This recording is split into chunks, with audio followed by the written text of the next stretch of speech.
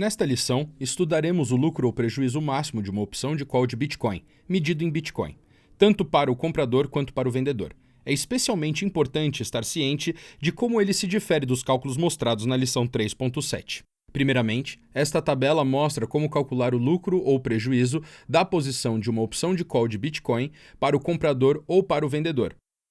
Para simplificar as coisas, dispensamos o tamanho da posição, ou seja, o número de contratos. Para incluí-lo, basta multiplicar o resultado pelo número de contratos.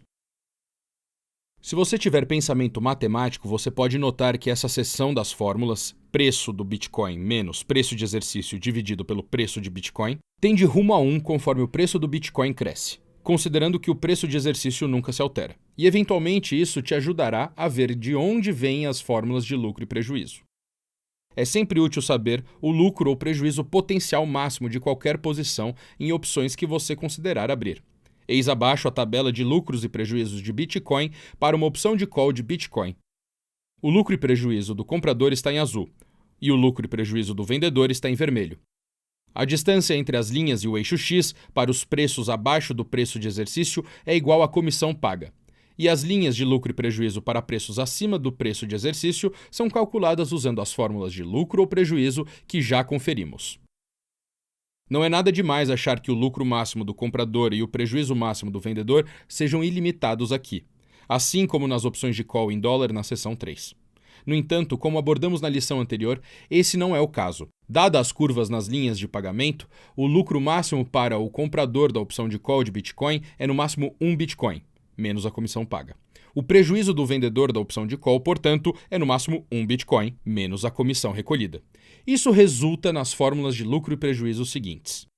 Convém conferir novamente que, se medidas em dólares, essas fórmulas de lucro ou prejuízo máximo seriam as medidas apresentadas na lição 3.7.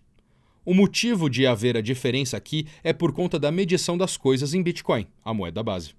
Para o comprador da opção de call de Bitcoin, o lucro continuará a aumentar para cada dólar que o preço subjacente do Bitcoin subir.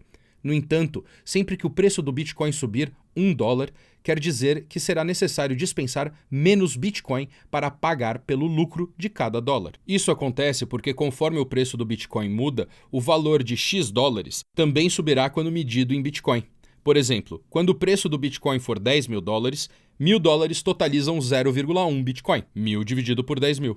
No entanto, quando o preço do Bitcoin for $20.000, $1.000 totalizam 0,05 Bitcoin, 1.000 dividido por 20.000.